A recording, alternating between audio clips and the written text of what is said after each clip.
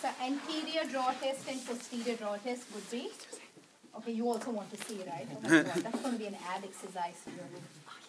Okay, now anterior draw test, we are going to be testing this ligament, okay? And what does it do? It is responsible for the stability of the knee joint anteriorly. So holding the bones together anteriorly so that it does not pop out, pop anterior every time the knee joint moves. That's the function of the ACL. If somebody ruptures their ACL or has got a tear of the ACL, what's going to happen? Every time you're trying to pull the knee joint forward, it's actually going to pop out. Not pop out from the skin and hit you on your face, but you will feel that the knee joint moves a little more anteriorly than it is supposed to. Okay?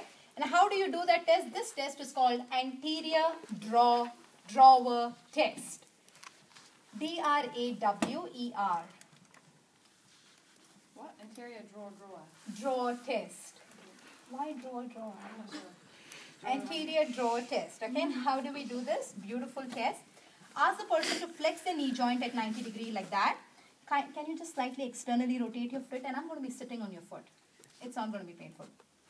So just sitting on the foot to stabilize the knee, stabilize the foot, and holding the knee joint like that, so that your thumbs are sort of coming close together in contact, and completely gripping the knee joint. And now I'm just going to be applying a forward pull, so that, wow, you actually moved. That was good force.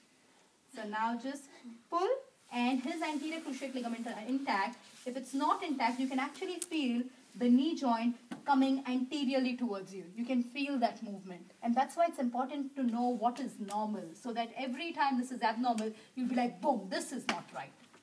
Does that make sense? Is it really painful? Are you supposed? Oh, sorry. Yeah, it would be painful. But that's the only way you would test. And if the patient experiences pain, or if you feel that anterior movement, then you do an MRI to confirm it. You cannot be sending every patient for an MRI.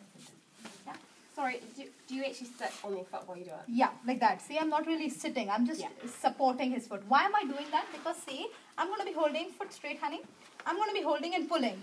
And now his foot is quite sort of aligned onto the ground because he knows he doesn't have to move the foot. But when you're doing this, the patient is not lying on the ground. He's on that bed and the foot can move. In that case, you're not going to get a great result. You will not be able to conclude it.